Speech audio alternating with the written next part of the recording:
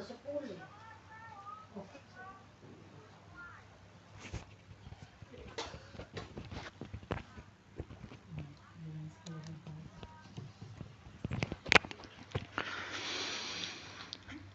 billahi minasyaitonir rajim. Oh, dibuka dulu ya. Ya, atau langsung aja. Bismillahirrahmanirrahim. Assalamualaikum warahmatullahi wabarakatuh.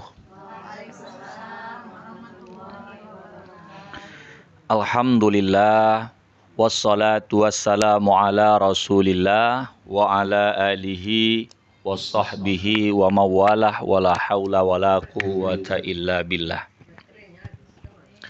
Allahumma rzuqna fahman nabiyyin wa hifzal mursalin wa ilhamal malaikatil mukarrabin wa akhrijna min zulumatil jahli wa akrimna binuril fahmi waftah lana abwaaba fadlik wansur alaina hikmataka ya arhamar rahimin.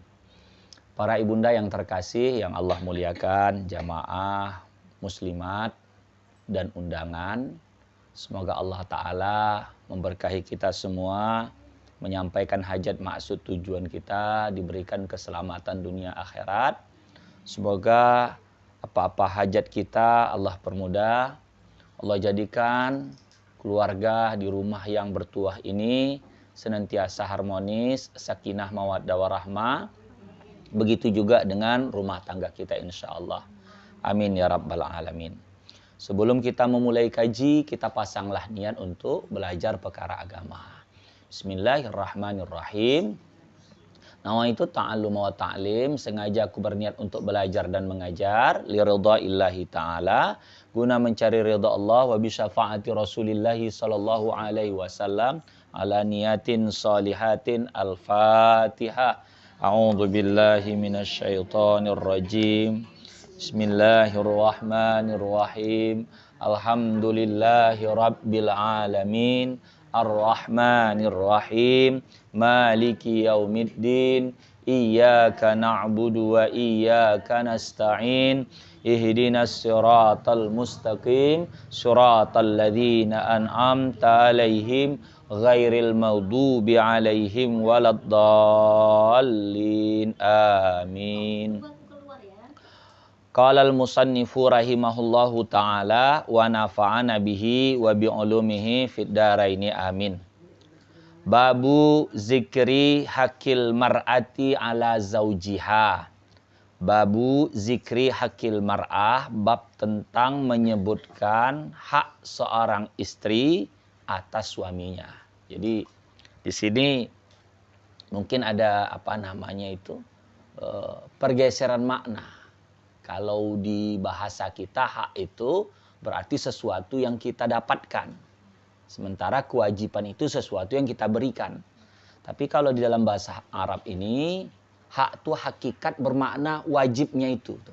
Ya, nanti kita akan bahas ya bagaimana. Ini kitab yang kita bahas adalah kitab Jam'ul Fawaid wa Jawahirul Qalaid. Kitab berbahasa Arab Melayu, Arab Jawi yang disusun oleh Syekh Daud bin Abdullah Al-Fatani. Ada riwayat daripada Anas bin Malik, sahabat Rasulullah Shallallahu Alaihi Wasallam yang sama tinggal dengan Rasul, menjadi orang rumah Rasul, maksudnya untuk membantu keperluan di rumah Rasul. Jadi ada orang bertanya, ya Rasulullah, siapa orang mukmin yang terlebih sempurna imannya? Jadi diukurkan. Jadi tamamul iman, itmamul iman, iman yang sempurna itu kayak mana? Jadi orang tanya itu kepada Rasul. Nabi menjawab, yang terlebih baik mereka perangainya serta ahlinya, berarti kepada keluarga. Kalau orang tak baik sama keluarganya itu tak sempurna iman. Nah, sama anak, sama suami, sama istri, itu kan ahli itu. Jadi kalau mau dikatakan iman itu sempurna, ukurannya begitu. Karena orang yang paling berkasih sayang kepada keluarganya, itu tanda orang yang paling beriman. Di dalam hadis kan dikatakan la yu'minu ahadukum hatta yuhibba li akhihi ma yuhibbu li nafsihi. Tak dikatakan kamu sempurna iman itu sampai kamu mencintai saudaramu sebagaimana kamu mencintai dirimu sendiri. Nah, saudara yang terdekat kita itu setelah berumah tangga pasangan kita. Pertama itu kan saudara sesama Islam. Lalu Allah ikat dengan akad pernikahan. Dan dia ada kontrak dengan kita. Kontrak pernikahan, ikatannya. Jadi kalau nggak bagus, walaupun bagus di luar belum sempurna. Ukuran keluarga dulu. Makanya di dalam Al-Quran yang disuruh selamatkan itu diri dan keluarga. Ya ayyuhalladzina amanu ku anfusakum wa ahlikum nara. Hai orang-orang beriman, selamatkan diri kamu dulu dan keluarga kamu dari siksa neraka. Para bunda yang terkasih yang Allah muliakan, kajian Muslimat NU dan undangan yang Allah berkahi. Dilanjutkan di sini, ada satu riwayat lagi dari Ibnu Umar, anak Umar bin Khattab, nama aslinya itu Abdullah ya, Abdullah bin Umar radhiyallahu anhuma, karena dua-duanya beriman. Daripada Nabi Muhammad SAW, waktu kecil dia sudah menengok Nabi, bersabda.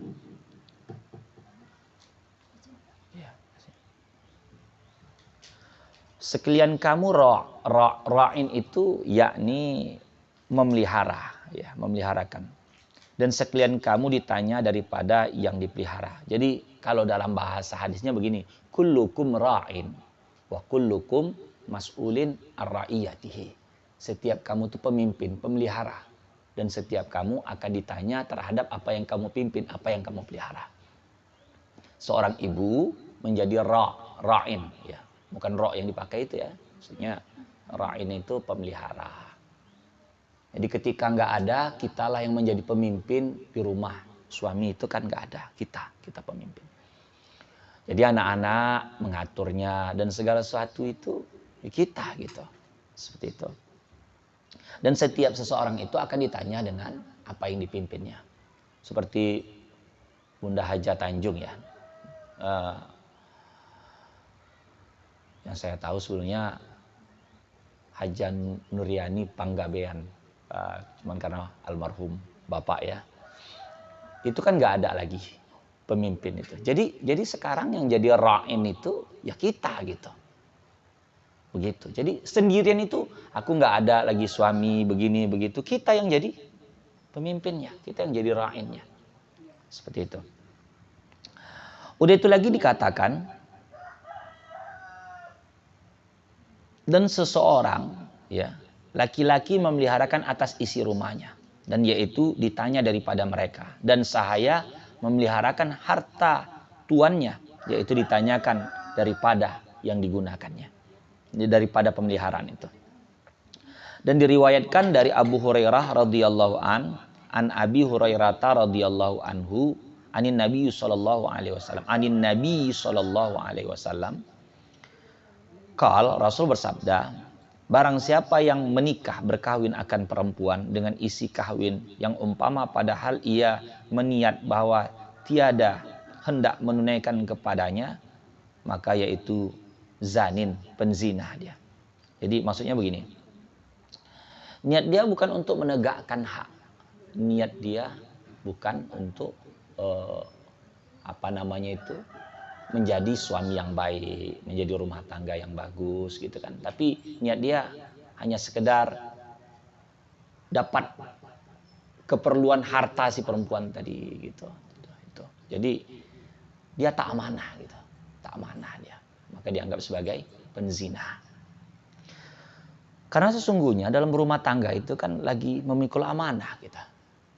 Makanya itu kalau di dalam kehidupan barat, mereka menganggap pernikahan itu beban, karena harus dipikul sampai mati. Kalau jadi nyonya sipolan, ya, suami sipolan, nah begitu. Karena kenapa? Itulah Islam ini sebetulnya ketika dia mengasih beban, sebenarnya di dalam itu ada hikmah yang banyak. Karena manusia ini makhluk yang perlu kepada makhluk yang lain. Di dalam Al-Quran dikatakan, wa kanal insanu dha'ifa. Manusia itu diciptakan Allah Ta'ala itu dhaif, lemah. Maka kita yang ada persatuan-persatuan ini sebenarnya orang-orang lemah ini. Orang lemah buat persatuan jadi kuat. Nggak akan bisa sendirian. Ada satu perkumpulan musliman NU supaya nyatu. Ada satu visi, ada satu tujuan. Kita ada rumah. Rumah itulah yang melindungi kita, bentengi kita. Persatuan itu. Jadi dengan persatuan itu, kalau kita main sendiri nggak ada kekuatan. Tetapi ketika kita mengutamakan dan mengutarakan, ini loh dari musliman NU, ini loh dari persatuan ini. Inilah loh dari ini. Jadi kuat. Makanya kekuatan itu ibarat seperti batang lidi. Kalau satu, mudah patah. Tapi kalau dia sudah diikat dengan yang banyak, dia akan bisa membersihkan sampah. Dia bisa memukul kasur, lain sebagainya. Begitu. Udah itu lagi dikatakan dan diriwayatkan dari Abu Hurairah, ini tadi ceritanya, ya. Dan riwayat daripada Hasan Basri, daripada Nabi Muhammad SAW berpesan, kamu dengan segala perempuan kebajikan, maka bahwasanya ia pada kamu itu ada hubungan seperti, memang para suami harus tahu gitu ya. Ketika seorang perempuan itu menikah, dia sudah menyerahkan dirinya itu. Jadi seperti laksana tuan dan hamba. Tuan dan hamba. Makanya sebenarnya kalau bahasa perempuan, aku ini seperti budak, seperti orang suruhanmu. Memang sejatinya seperti itu nampaknya.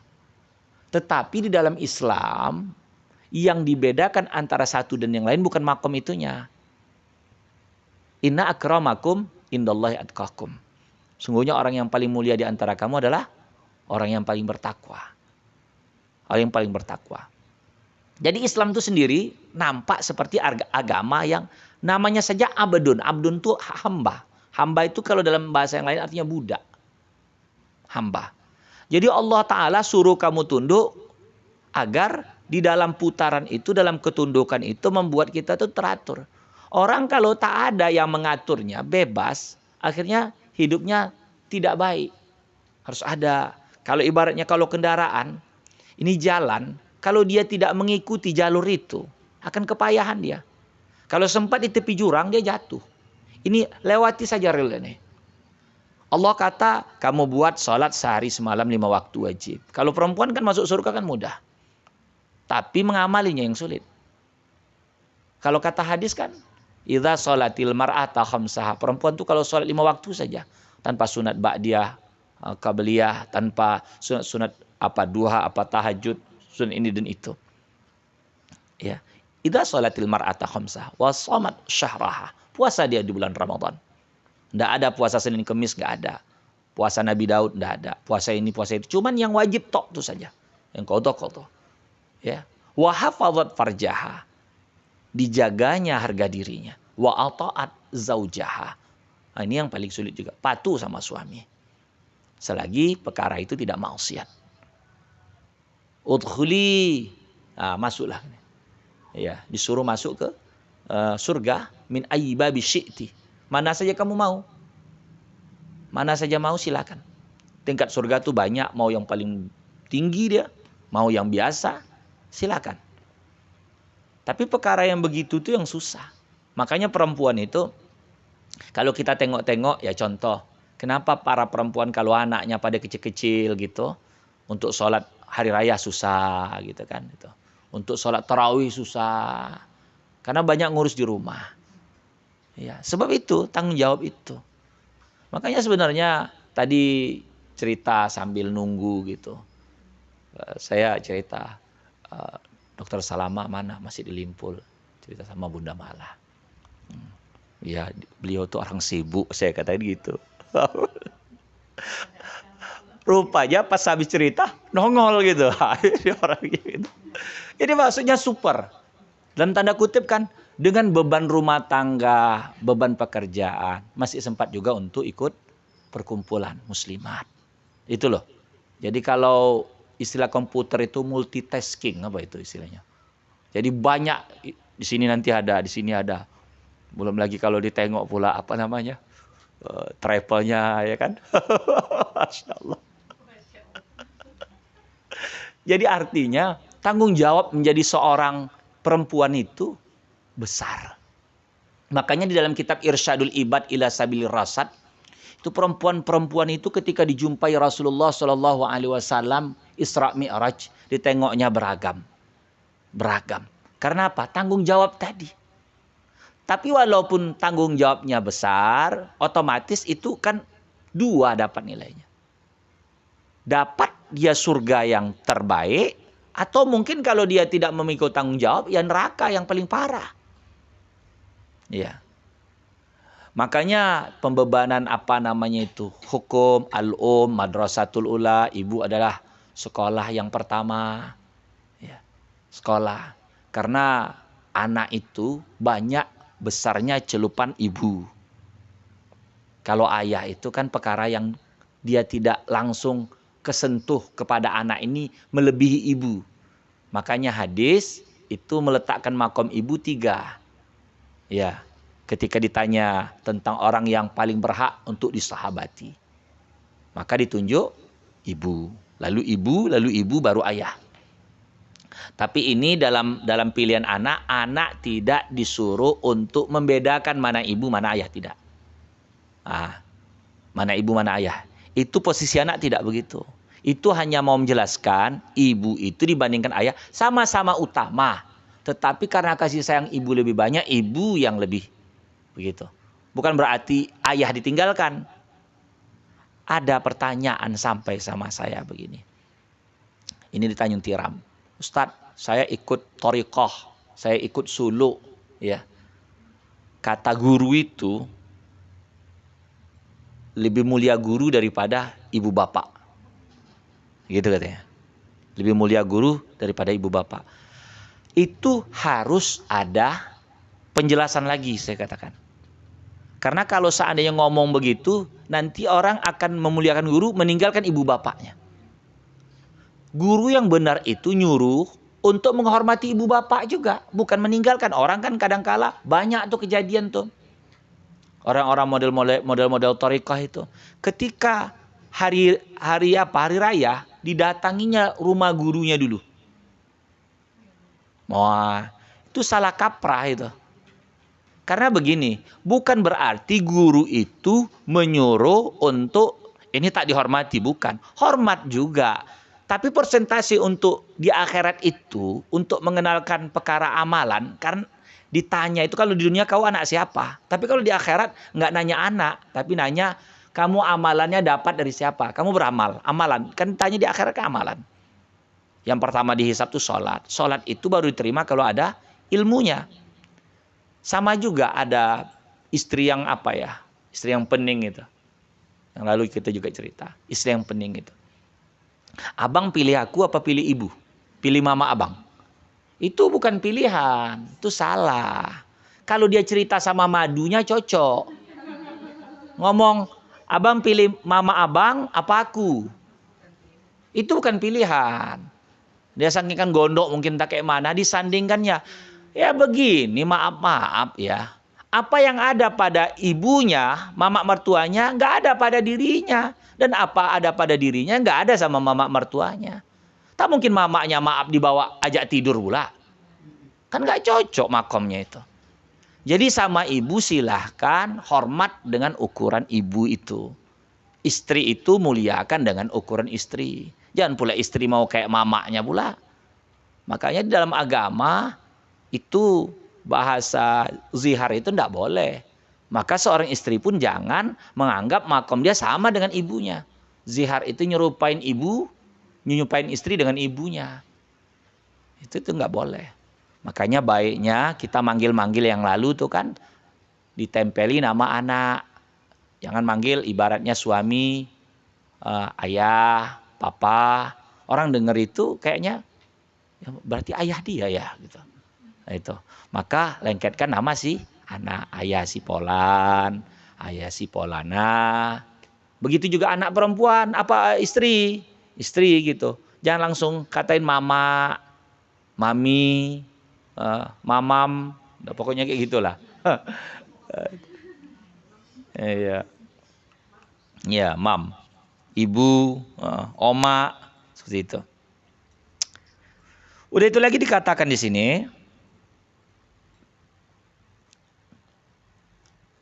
Maka bahwasanya ia pada kamu itu seperti ukuran seperti tuan dan hamba ya. Itu dia cerita apa tadi.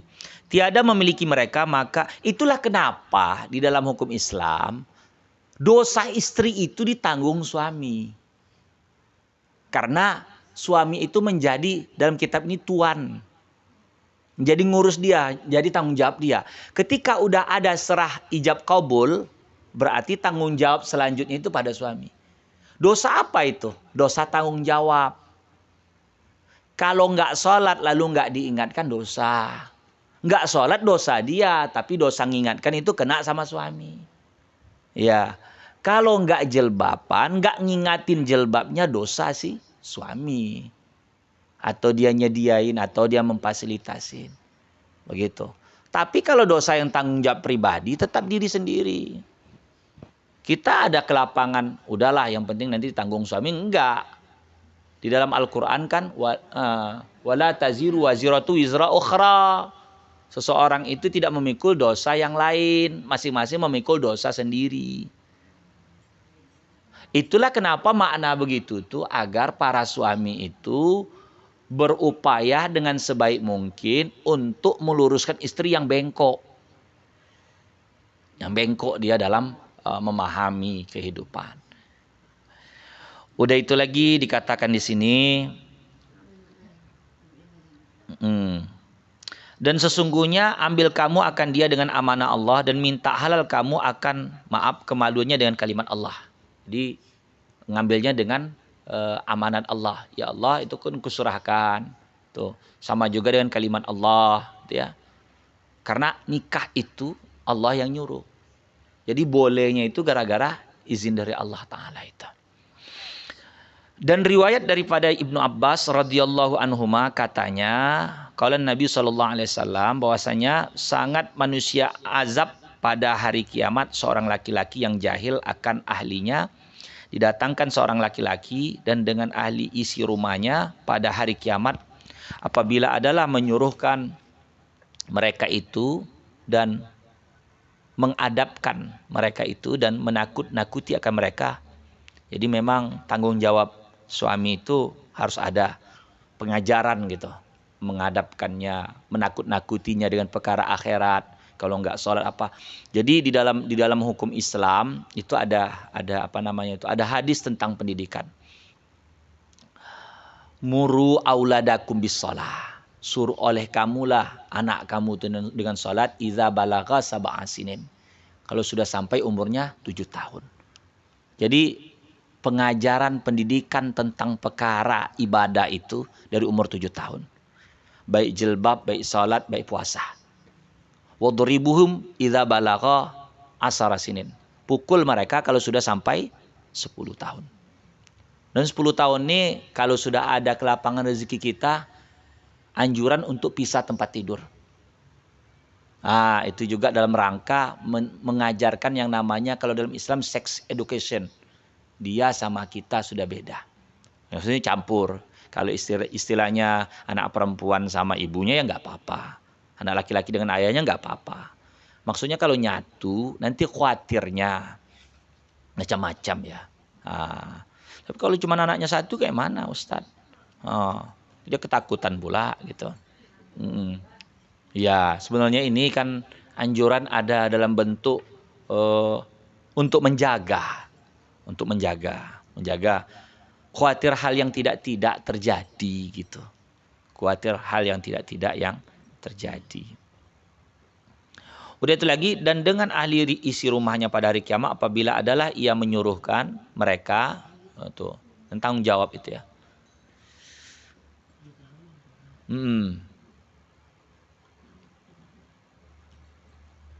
Telah adalah kamu menyuruh akan kami dan menegahkan dan menakuti. Nanti hari kiamat ada istilah dayus ya. Dayus itu adalah hak gugat. Kalau nggak ada nyuruh yang baik nanti ibarat seorang ibu gitu. Menyuruh ibadah gitu. Kita udah ngelangkah itu masuk surga. Ya Allah, tunggu. Aku tak redha dia masuk, ibuku masuk surga. Kenapa? Dulu di dunia dia sibuk dirinya saja. Salat dia saja, ibadah dia saja, tapi dia lupa untuk nyuruh kami. Gitu. Itu namanya dayus. Sama juga suami. Kalau dibiarkannya istrinya menggoda laki-laki lain, lalu dia tidak cemburu, itu dayus juga. Dayus juga. Ada satu kepribadian yang rusak di barat itu. Dia suka istrinya itu digoda oleh laki-laki lain. Perasaan dia berarti istrinya itu paten. Ada cantik, wah ini patut, kan gitu tuh. Ada satu, iya, pokoknya kamu belagak-lagak lah, cantik-cantik lah, supaya yang laki-laki lain ngiler nengokmu. Itu penyakit itu tuh. Dan itu sudah ada dari zaman dulu. Makin dekat akhir zaman penyakit itu tuh makin-makin. Sampai-sampai kan, maaf ini istilah begini nih mungkin kita nggak lazim. Tapi kayaknya di internet tuh ada itu. Iya, ada namanya apa? Tukar-tukar pasangan. Sampai begitu istilah orang tuh. Sampai hal-hal aneh lah yang dibuat. Nah, karena kenapa? Itu rasa dayus itu, rasa cemburu itu sudah mulai berkurang. Macam kalau ya dulu ada satu kisah ditanya kenapa Islam nggak membolehkan perempuan itu suaminya lebih dari satu. Ya, kenapa perempuan tidak membolehkan suami itu lebih dari satu untuk perempuan? Sekali pasang ya, sekali nikah. Jadi ada kalau tidak salah ulama Mesir pada saat itu, Muhammad Abdu atau apa. Jadi dia tanya di Perancis. Orang nanyanya itu bukan orang Muslim gitu. Dia ingin tahu gitu.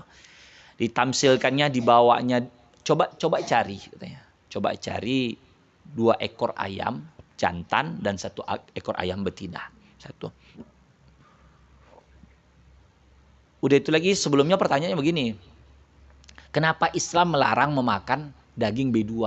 Itu seperti itu. Jadi ditunjukkannya lah dimintakannya untuk dihadirkan B2, 2 ekor jantan, 1 betina. Ayam begitu juga, coba perhatikan. Kalau ayam ini, kalau ingin merebut ayam betina 1 nih, berkelahi dia. Nggak akan mungkin dia bergabung, berkelahi. Tapi ketika nengok B2, maaf, kongsi mereka. Nggak ada cemburu, B2 tuh nggak ada cemburu. Makanya kalau kita tengok dari baca-bacaan, maaf, neneknya B2 itu 12. Teteknya itu 12. Makanya 13 itu angka sial. Bagi Cina kan nengok di B2 itu, ibab itu. Anak yang ke-13 nggak dapat nyusu. Berarti sial. Itu makanya bagi mereka angka sial itu 13. Anehnya gini, ini B2 yang ini bisa kelompok dia dorongi kawan itu nggak apa-apa, nih mati aja yang satu ini yang betina nih. Itu makanya dilarang dalam Islam. Mentalnya begitu. Ya, masuk. Mau mutar kemana?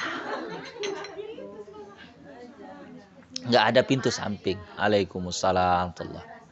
Iya. Ya, di sekolah kami jumpa juga. Ya. Iya. Ini tadi kapal terbangnya delay. Lama benarnya. Mutar.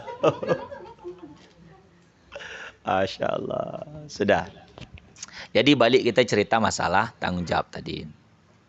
Dan sabda Nabi Muhammad SAW, baktikan kamu akan bapak kamu, niscaya dibaktikan kamu anak kamu. Dan memeliharakan segala perempuan, orang niscaya dipeliharakan istri kamu. Jadi begini, kalau kita berbakti kepada, kalau mau anak laki-laki kita berbakti sama kita, betul-betul bakti kita sama orang tua kita, bapak kita utama. Ya. Jadi anak itu punya pengaruh, dia ngerekam gitu. Kalau kita ngomong nentang. Ya, kadangkala kan ada sesak napas orang tua nengok kelakuan anaknya. Sesak napas. Udah habis-habisan, apa yang tak ada di zaman kita jangan gak ada di zaman anak kita. sekolahnya, pendidikannya. Mau belajar aja dulu. Awak belajar buku itu ya, buku yang membaca itu, yang sekolah itu saja. Kalau anak sekarang segala macam, buku cepat membaca, buku kilat membaca, segala macam buku, alat-alatnya lah. Yang talking ini, tolkong, semuanya masuk. Yang ngomong yang pakai baterai, yang dicas. Agar kamu jangan seperti aku. Kan gitu. Tapi kadangkala setelah kita banyak tumpah kan, mental-mental anak sekarang nih, mental apa? Mental cengeng. Kalau kita ingat dulu, wah, sungguh-sungguh betul. Dengan segala keterbatasan. Sekolahnya apa semua. Itu. Ini semua udah dihadirkan, rasanya ada. Begitu ini cerita gitu ya. Tapi di dalam kitab Jam'ul Fawaid wa Jawahirul Qalaid, intinya gini. Kalau itu kamu tidak dapati, bakti aja sama orang tuamu. Anak itu akan merekam perbuatannya. Kadangkala mulut ini dia tidak nyampe, mudahnya itu hikmah. Hikmah itu kita buat. Nah, udah itu lagi dikatakan di sini, kalau kamu bagus menjaga perempuan, kalau bab laki-laki, maka anak perempuanmu, istrimu, tuh. Jadi dikatakan di sini tadi, kalau kita baktikan diri kepada bapak, maka anakmu akan berbakti kepadamu. Dan memeliharakan segala perempuan orang, niscaya dipelihara istri kamu. Itu. Jadi kalau perempuan tidak macam-macam kalau laki-laki ini, maka istri dia akan dijaga juga. Maka kadangkala ada laki-laki yang parah, dia buat yang tidak sama perempuan lain, nanti laki-laki akan merusak istrinya. Gitu ya. Begitu juga anak. Riwayat daripada Anas bin Malik radhiyallahu anhu daripada Nabi Muhammad sallallahu alaihi wasallam bahwasanya bersabda, ia 4 nafakat tiada dihisap. Artinya 4 macam perbelanjaan yang tidak dihisap, dihitung oleh Allah Ta'ala kepada hamba. Dengannya pada hari kiamat. 1 nafkah, 1 perbelanjaan di atas 2 ibu bapaknya. Siapa yang ngasih duit untuk ibu bapak, maka nanti di hari kiamat itu tidak diperhitungkan. Ya, maksudnya kamu keluarkan. Pertanyaan harta itu kan 2. Dari mana kamu dapat, kemana kamu keluarkan. Kalau ilmu, untuk apa kamu gunakan, itu untuk diamalkan. Kalau badan ini hancurnya kayak mana. Makanya kalau kita itu natu badan, tidak boleh. Ya, natu badan. Cuma di dalam beberapa kitab fikih, seorang suami kalau redha istrinya itu entahkan rebonding, dia tambah cinta dengan itu kan, maka boleh. Fikihnya boleh. Fikih ya, saya cerita fikih. Suami, untuk suami. Jadi suami tambah suka nengoknya, rambut mundi kayak apa itu? Enggak gelamang kayak apa? Lurus saja. Mukanya bulat kayak tomat gitu kan.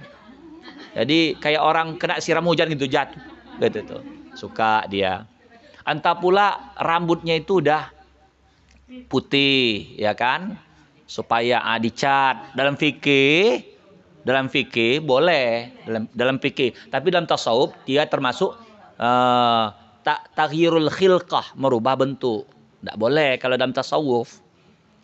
Yang dilarang itu kepada bab kaum laki-laki, mengecat itu warna hitam, mewarnai itu warna hitam. Tidak boleh, karena itu jelas berubah. Tapi sebetulnya warna aman, baik laki-laki baik perempuan. Kalau perempuan tentang warna hitam nih tadi, itu masih ada pertimbangan ya. Karena untuk lakinya itu kan. Mungkin kalau suaminya tengoknya atapnya itu sengnya itu berkilau gitu kan dari jauh. Wah kau nih katanya. Kayak orang barat jadinya kan gitu.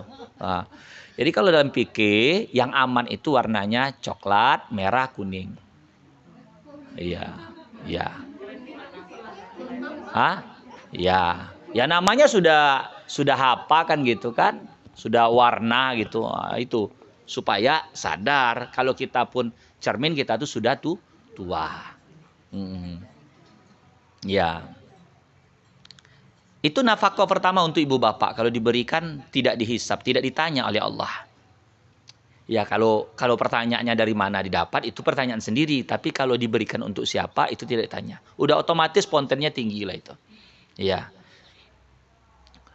Kedua nafkah atas berbuka puasa. Jadi buka puasa itu. Apatah lagi dikasih sama orang. Itu kan istilah kalau kita ini takjil ya. Itu tak ditanya, nggak dihisap itu. Nggak dihisap. Diperhitungkan, udah otomatis yang bagus saja langsung itu. Dan ketiga, nafkah atas makan sahur. Nah, makan sahur. Jadi orang sering buka puasa tapi sahur payah itu. Makanya di TV ada program sahur on the road katanya. Apa? On the road. Itu payah, bahasa Inggris nggak pandai saya. On the road. Dia jadi buat sahur di jalan-jalan, mana orang apa dikasihnya sahur. Yang keempat, atas iyalnya, untuk keluarganya. Jadi sebenarnya suami kalau ngasih istri itu atau kita untuk keperluan rumah tangga itu di hari kiamat perhitungannya tidak separah dari luar dari 4 nih tadi. Ya. Kan orang kalau mau buat apa nanti di hari kiamat kamu dapat dari mana, dikeluarkan untuk apa. Harta ini kalau menurut kisah Abdurrahman bin Auf, yang membuat dia susah untuk masuk surga, yang menjadi pembeban adalah harta. Maka tinggalkan. Tinggalkan. Makin ditinggalkannya, dikasihnya, disedekahkannya, makin banyak datang. Jadi kisahnya begini. Pada saat itu di Madinah terjadi musim gagal panen kurma. Banyak yang busuk, banyak yang rusak. Jadi dia mau bayar kepada petani-petani kurma, harganya tetap harga biasa. Ya. Biiznillah rupanya di Yaman ada satu penyakit kulit yang bisa menyembuhkannya adalah kurma busuk. Sanggup bayar 10 kali lipat dibandingkan harga biasa.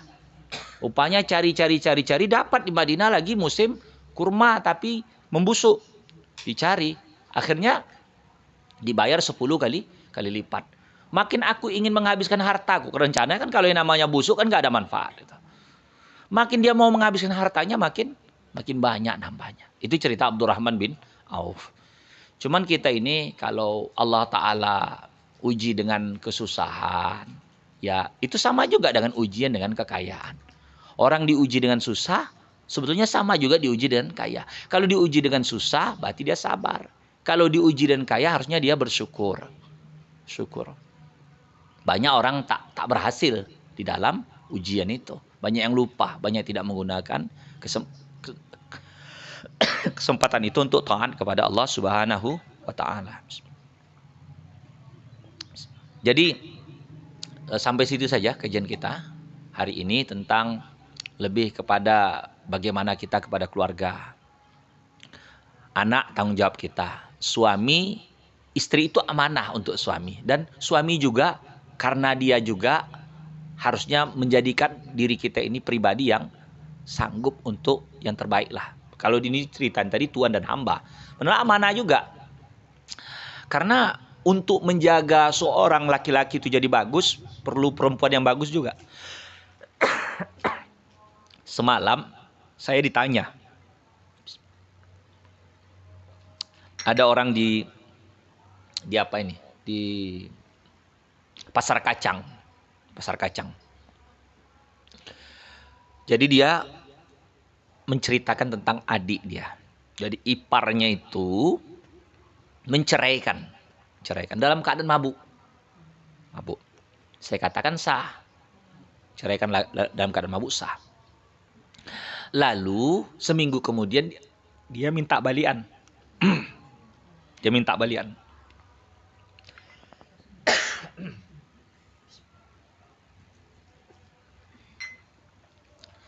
Jadi si istri tak mau.